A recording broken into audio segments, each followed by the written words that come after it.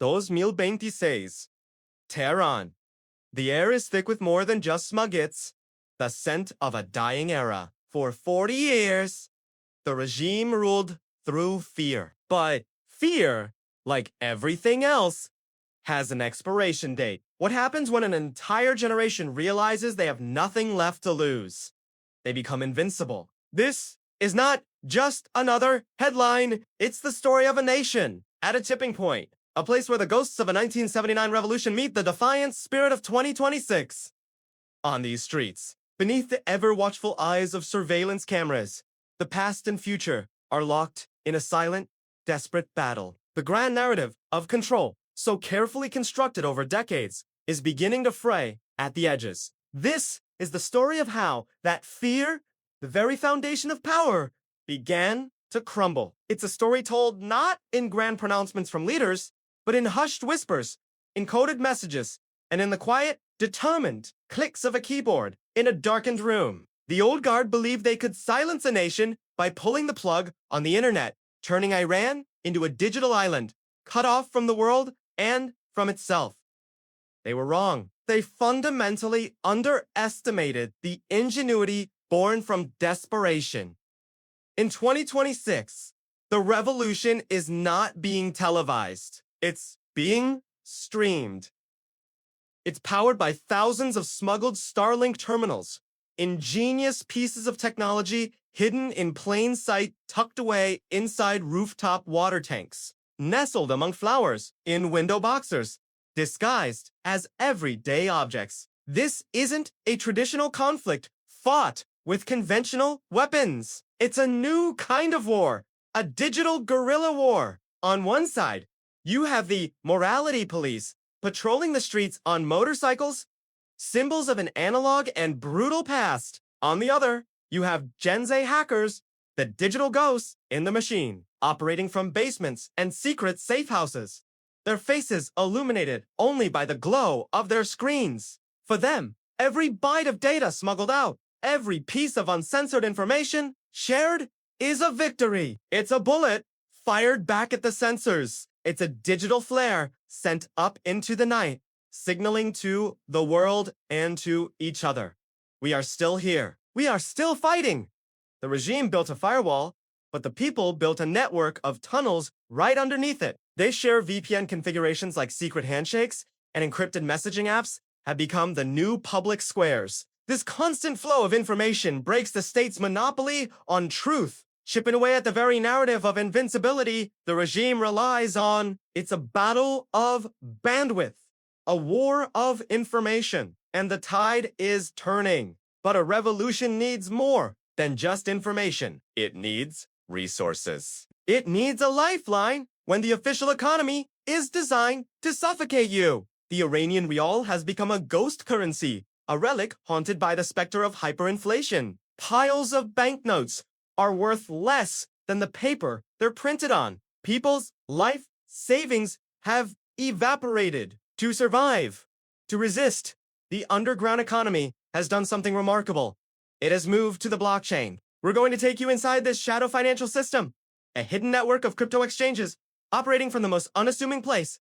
See the back rooms of tea shops, the stalls of neighborhood markets, places where tradition and cutting-edge technology collide. These aren't Wall Street traders chasing profits. They are ordinary people, students, shopkeepers, activists making a choice to operate outside a broken system. They aren't just trading Bitcoin or Tether for a quick gain. They are building the financial infrastructure of a movement. This is how they fund their operations. This is how they buy essential medical supplies for those injured in protests, bypassing state-controlled hospitals. This is how they support the families of political prisoners, ensuring that the regime cannot break their spirit by starving their loved ones. In the traditional bazaar, you see the stark contrast?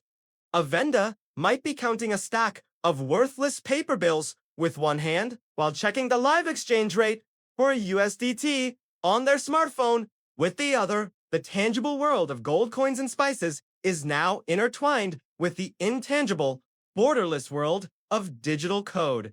This isn't just about economics. It's about reclaiming power, one transaction at a time. This financial rebellion is the engine fueling the fight for freedom on the streets. Imagine it's 2026. What you're seeing isn't just a news report. It's the chronicle of a nation's rebirth. We're witnessing the end of an era, the collapse of a 47-year-old regime. But how did we get here? How did an iron-fisted theocracy, seemingly unbreakable, begin to crumble? Today, we're not just reporting on the fall of the Islamic Republic of Iran. We're delving into the anatomy of a revolution, dissecting the moments, the decisions, and the sheer courage that brought a superpower to its knees. This is the story of how the people of Iran, after decades of oppression, finally reclaimed their destiny. It all began, as revolutions often do, not with a bang, but with a spark of defiance that ignited a nationwide fire. They were called the Daughters of Cyrus, a new generation of leaders. This is a revolution led by women, but crucially, it's supported by everyone. In 2026, the hijab is no longer just a piece of cloth, it's a battlefield. A symbol of control has been transformed into a banner of liberation. We see high school girls, barely 16, standing face to face with battle-hardened generals, their eyes burning with a defiance that years of indoctrination could not extinguish. We see grandmothers, their faces etched with the memories of a different Iran, using their bodies to shield young protesters from the regime's brutal security forces. What we are witnessing is a fundamental ideological failure. The regime's core belief system has hit a brick wall. The simple, undeniable truth has finally dawned.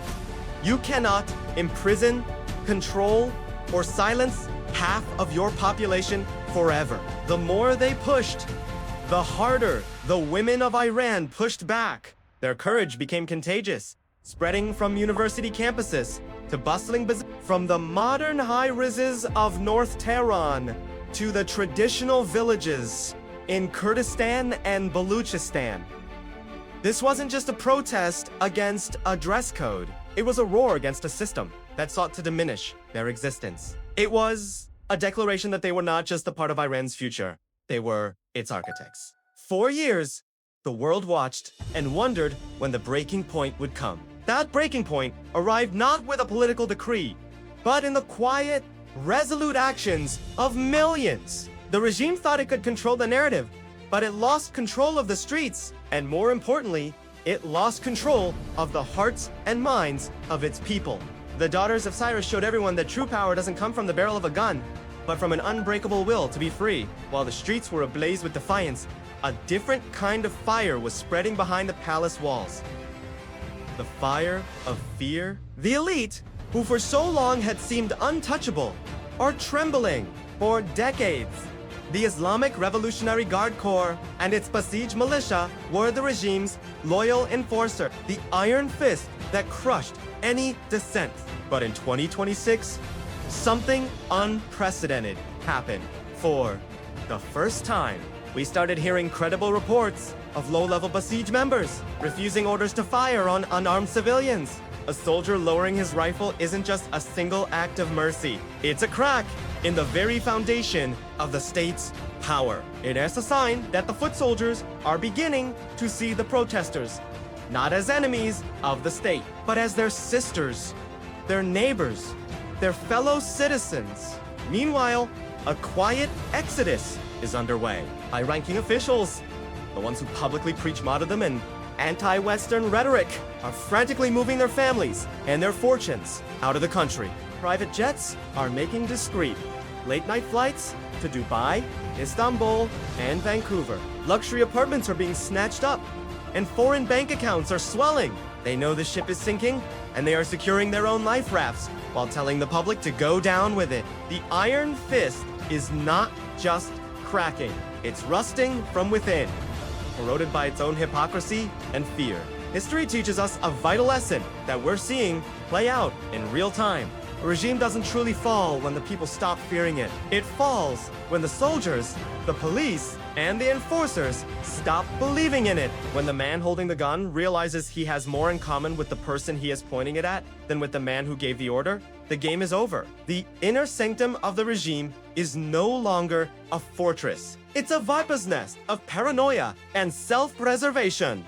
Loyalty has evaporated, replaced by a desperate calculus of survival. The pillars of the state are crumbling, not from external pressure, but from their own internal decay. So, the inevitable question arises: what comes after the storm? The fall of a 47-year-old regime will not be clean or simple. The transition will be painful, fraught with challenges and the ghosts of the past. But for the first time in nearly half a century, the blueprint for a new Iran is being drawn not by clerics in darkened rooms, but by the people in the light of day. The vision of a secular, democratic Iran is no longer a whispered dream, it's a roadmap being debated, designed and demanded by millions. This uprising of 2026 isn't just about destroying the old system. It's about the agonizing, difficult, but ultimately hopeful birth of the new. It's about building a nation where your faith or lack thereof is a private matter, not a state mandate. A nation where women are not just equal by law, but are leaders in every field. A nation that rejoins the international community, not as a rogue state, but as a proud and ancient civilization ready to contribute its immense talent and culture to the world. From the ashes of theocracy, we see the symbols of a different heritage re-emerge. The lion and the sun, the ancient flag of Iran, is rising again, not as a symbol of monarchy, but as a symbol of a shared pre-revolutionary identity that unites Iranians of all backgrounds.